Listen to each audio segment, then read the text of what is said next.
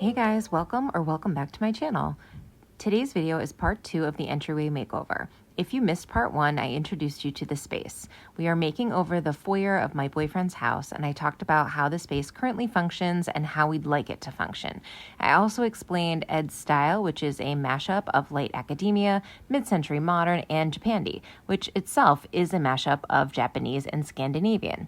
To wrap it up, I presented a mood board which captures our hopes and dreams for the space while addressing Ed's functional needs and design styles. I'll link the part 1 video so you can check that out. And now we are in it. We are thrifting, shopping online, we're going to Mood Fabrics, we're testing paint colors, we are DIYing under the supervision of Coconut and Frankie, and much more. You know that storage is an issue in the entryway, so today we are going to 2 different restores to see if they have anything that will work as a storage cabinet against the wall to contain shoes, overhead lights, and various other treasures. We are hoping that we can source a pre-existing cabinet from a restore, Facebook Marketplace, or an estate sale so that we don't have to buy a new one or build one. I've probably been to a dozen restores, maybe more, in the past year, and I find that they are more hit than miss, which is great. The first one we're visiting is consistently good. They have a lot of inventory and it's in pretty good shape, pricing is fair, and they usually have some sort of deal running, so I've never paid the sticker price at this store.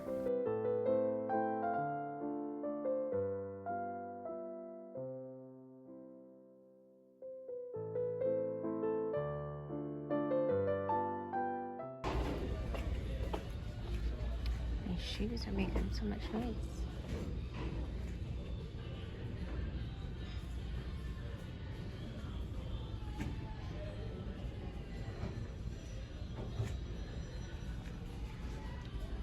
$20.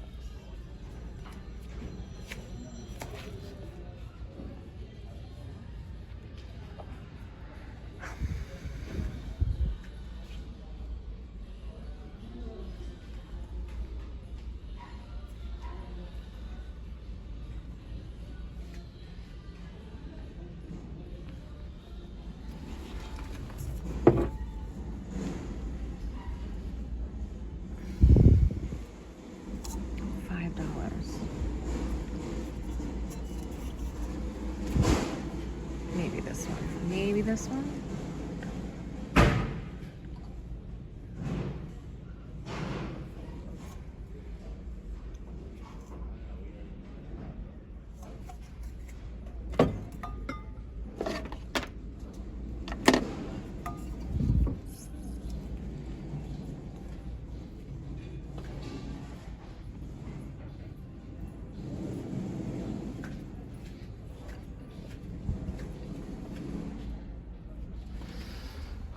$6. Okay.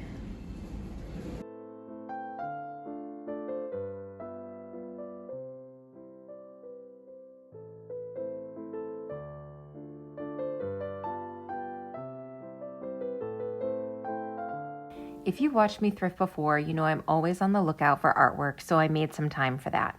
I really liked those sketches, but they were a bit more than I wanted to spend. We are really here to see if we can repurpose one of these cabinets. There were a couple of close calls, but ultimately none of them were the correct size or quality that we were looking for. We found a lighting option at this restore, and hopefully we'll find a cabinet option at the next one. A quick note about the crate and barrel light from the mood board.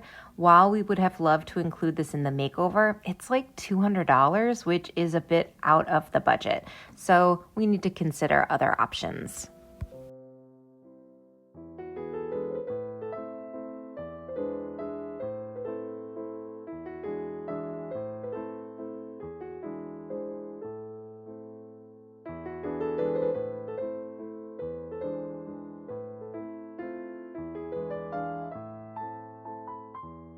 They had some sconces in the front, but we don't need sconces for the entryway makeover. We might need sconces for the bathroom makeover, but I don't have a design plan for that space yet. So far, I've just been using Inception on Ed to make some changes. It's a long process, but it's effective. An idea is like a virus, resilient, highly contagious, and the smallest seed of an idea can grow.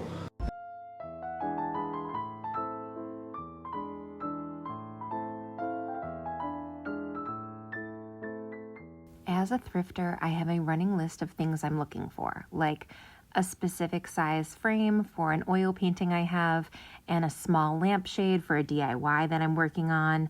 But I'm also open to discovering items that I consider nice to have, whether it be a new dresser, coffee table, or lamp that could come into my home. How do you guys thrift? Are you a strict stick to the list person, or are you more open and looking for general treasures? Maybe a mix of both, like me.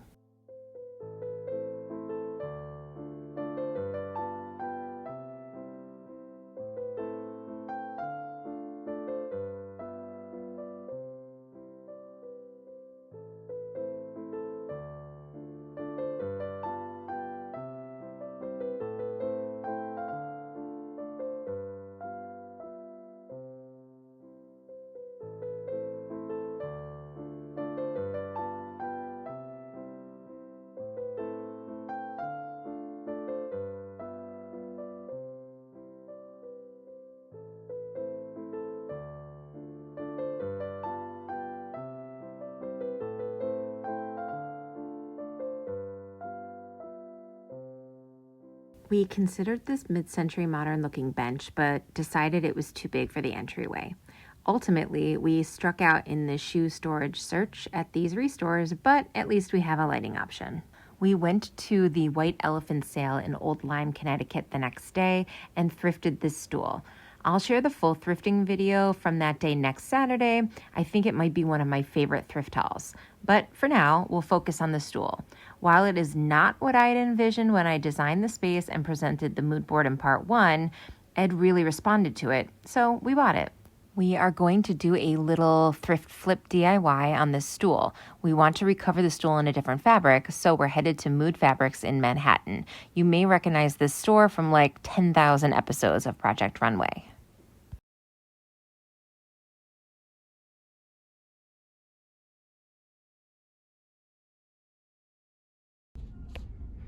Okay, so we're looking like a stripe, maybe? Potentially. Okay.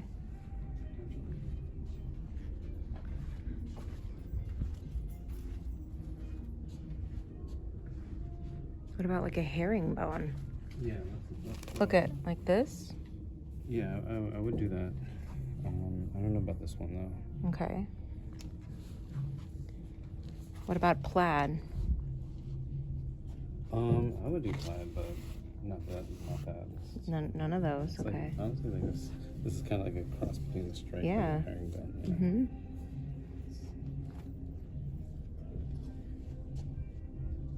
Okay.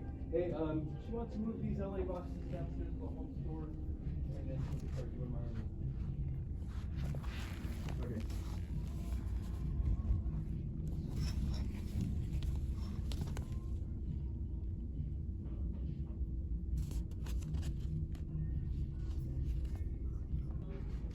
All right, so we both walked by and said, I like this.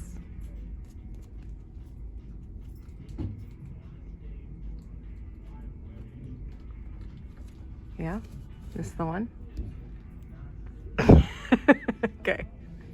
We ended up going with that fabric that is a denim blue with specks of brown running through it.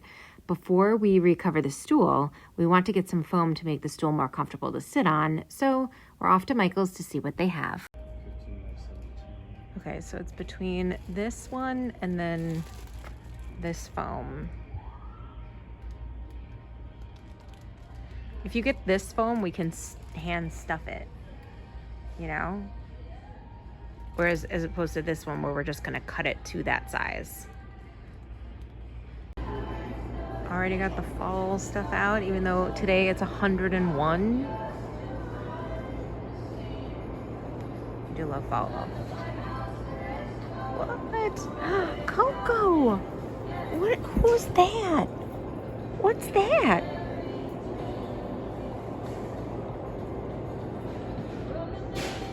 So this is the before. Apologies for the darkness, but we had a rainstorm and now it's night or getting there, and I left my light at my house. Here's Frankie. Everybody's here to supervise me as I take on this DIY.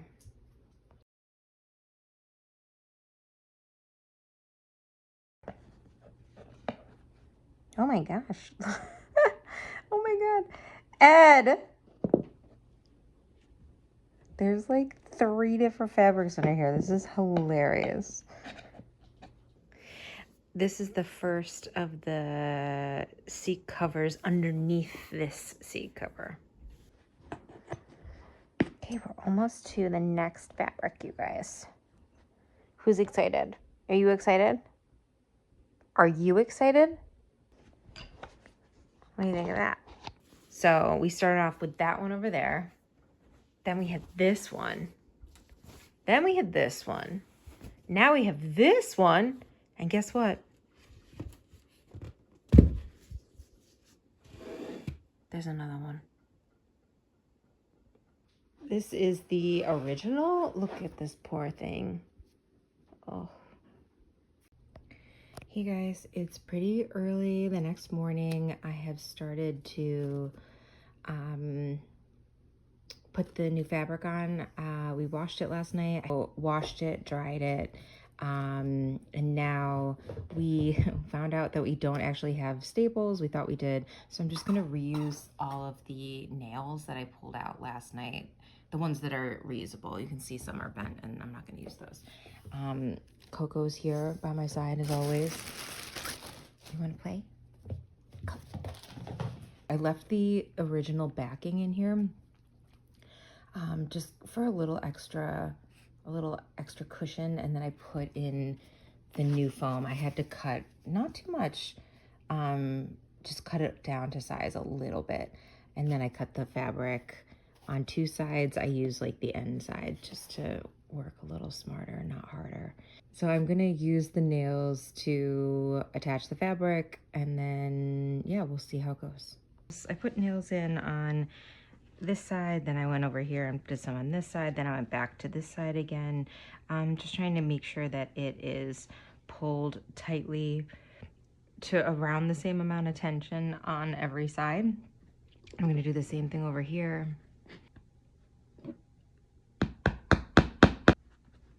Trying to figure out how I want this to look. Okay, that's it. Finished. Now that we have checked stool off the list, let's pick out a rug. We have 3 contenders, one of which you may remember from the mood board. Ed wasn't ready to commit to one over the other, so we ordered all 3 to test them out in the entryway. We did a pretty thorough job reviewing them, so if you're interested in buying any of them, they will be linked in the description. Which one is this? Amber Interiors? Yes. Okay, or so it's Amber Lewis. Amber Interiors is the brand. So it's her collab with, what's it called? Coco loves unboxing and she loves rugs. So, oh, it's really soft. It really is. Oh, wow. Oh, Coco, what do you think? Can't believe you're not rolling in this. Wow. This is crazy soft. Okay, so color-wise, I feel like it really hits a lot of your colors. It does. Wow, I'm blown away. I'm not gonna lie. Me too, especially for the price. Wait, what? Do that face again. No. Okay. Yeah, no, this is awesome. I like it. Yeah, I do too. I mean, this was, not gonna lie, this was everybody's favorite. I was kind of shocked at like, initially I was kind of concerned about like the distressed look, and like, you know how sometimes when you buy something online and something has like a warm distressed look to it, and then you get it in real life and you're like, wow, this looks so like trash. yeah. Mm-hmm. This is actually looks and feels nice. Mm-hmm. Can you describe how it feels? It kind of feels like chenille. Yeah. So it's printed on here, Yeah. right? Yeah. The colors are printed onto the fabric. This is washable, right? Yeah. All of the rugs that we got are washable. Yeah, that's really important to us. Yeah. Right, Coco? Because we got Frankie, we got Coco, we got just messy nests. Just the entryway. Yeah. It's going to get a lot of foot traffic. In every direction. The heart of the home. Okay, let's do another one. Okay. I think this was your second favorite, and my second favorite is the, what's her name? Laura. The one that we're gonna see next. Yeah. This one was more similar to the Amber Lewis one.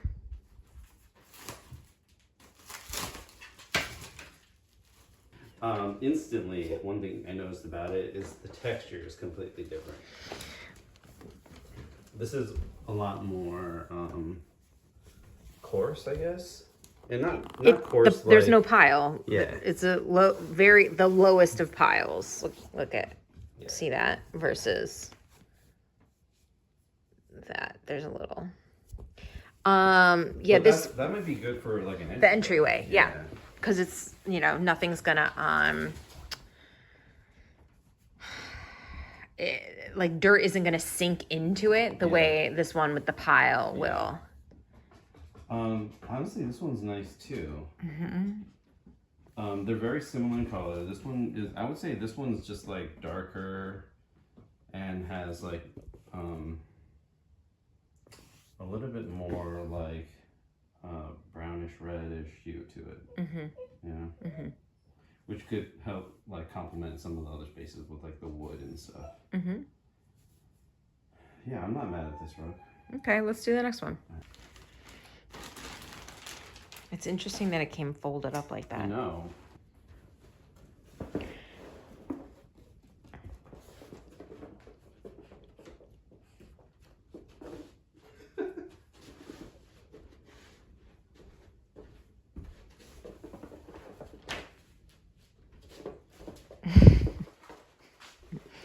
Okay, what do you think? Yeah, I could see why this wasn't like the top of my list, primarily just because it's way more muted, you know? It's got like just kind of like warmer tones, which I do like, but it's also very low pile as well. It's somewhere between the two. Yeah. It's much softer than the one we just opened, but it's not as soft as the Amber Lewis one.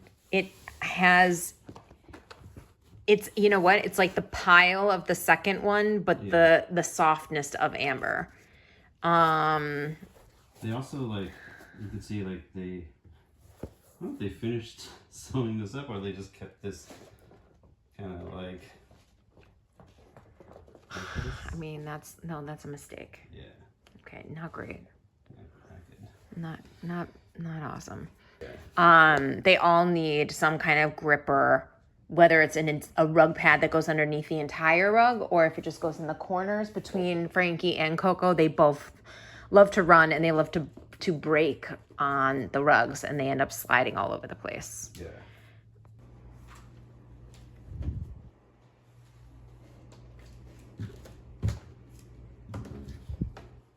What do you think? Yeah, I mean, it is definitely the biggest rug. All right, next option.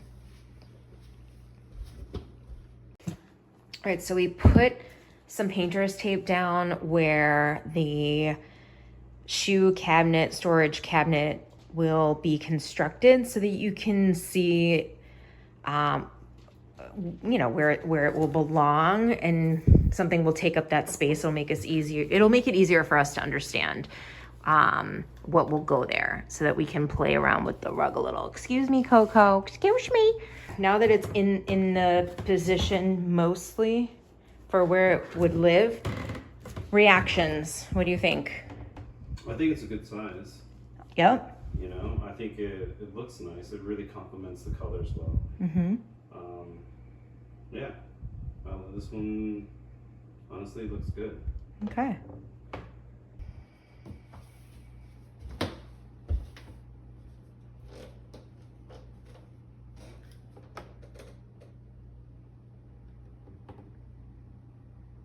Thoughts?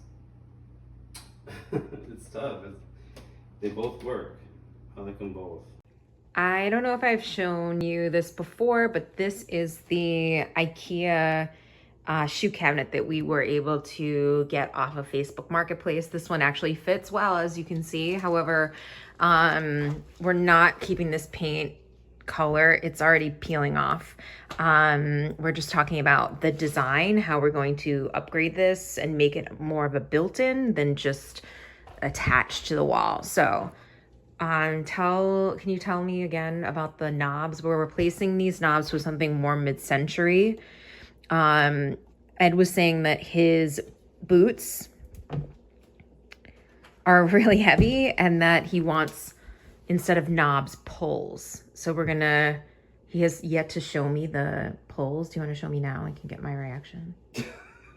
No, he laughs. He thinks I'm gonna hate them.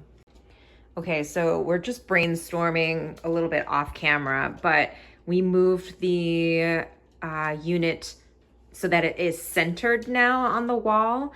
At one point we were talking about when it was flush against here, putting a piece of wood here so that it would look more built in, but this is an old house, and the space here versus the space down here, they're not the same.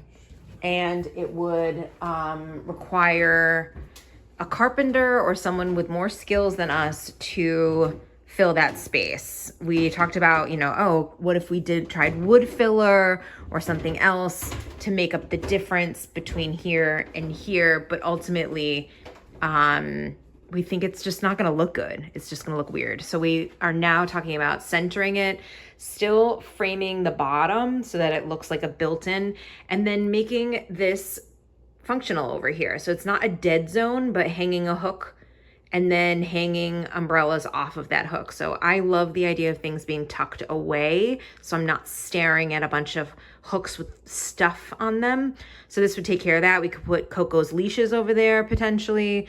So that's what we're currently looking at. So we're thinking of going to Home Depot today and buying some kind of trim that we can use to frame out the bottom here on all three sides. Here are about a dozen different bare paint colors that we're considering for the walls, ceiling, door, and shoe cabinet. After about a week, we headed to Home Depot to get samples of shoelace for the walls and ceiling and creamy mushroom for the door and cabinet. While I was ready to commit to these colors before the samples went on the wall, Ed needed confirmation. We lived with the samples on the wall for a week, so Ed could see that if we went with these colors, the space would be light and bright at all times of day and in all types of light. So it was back to Home Depot again to pick up enough paint for our needs. Can I say how pleased I am that Creamy Mushroom was approved by Ed and that I had put it on the mood board? I'm very happy about that. I just think it's such a pretty color. As for the color Shoelace, it's a warmer white than the current white on the walls. I don't know the name of the current white, but it does remind me of Ben Moore's Chantilly Lace, which is a bright white. It looks really good next to darker woods. It would be a nice white for a Spanish or craftsman style home, both of which I love. But Ed wanted a warmer white, and we think that Shoelace is a good base color that we could use in other rooms in the house to create a cohesive color palette.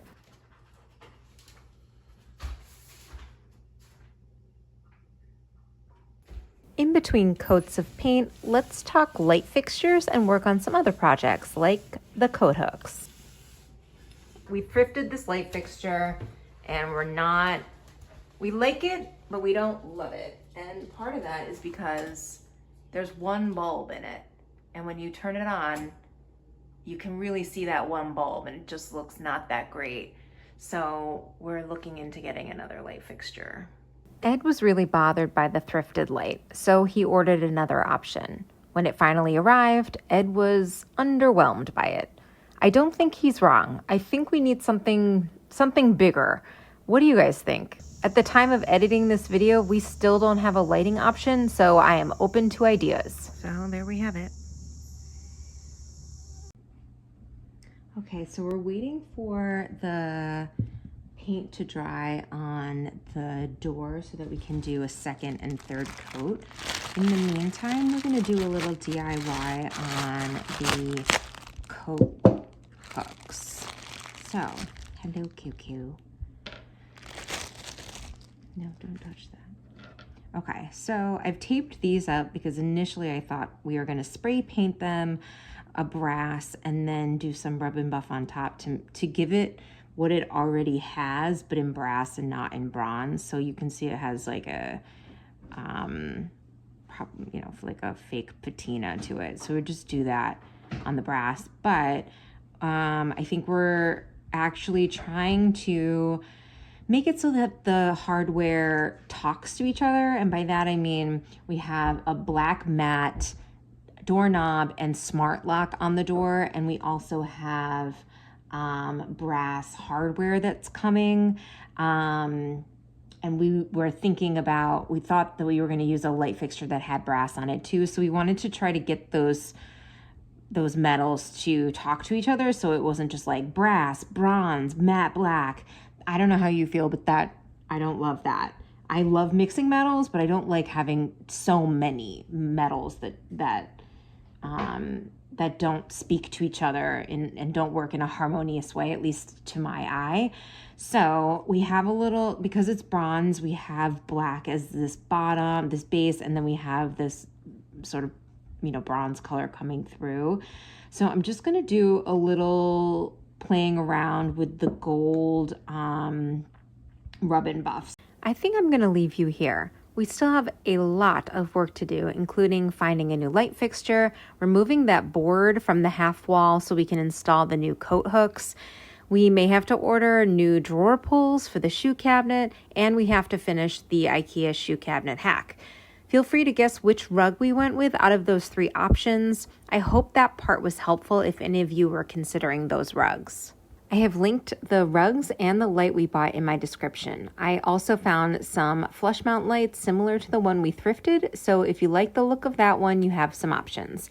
Thanks for watching and coming with us on this entryway makeover journey.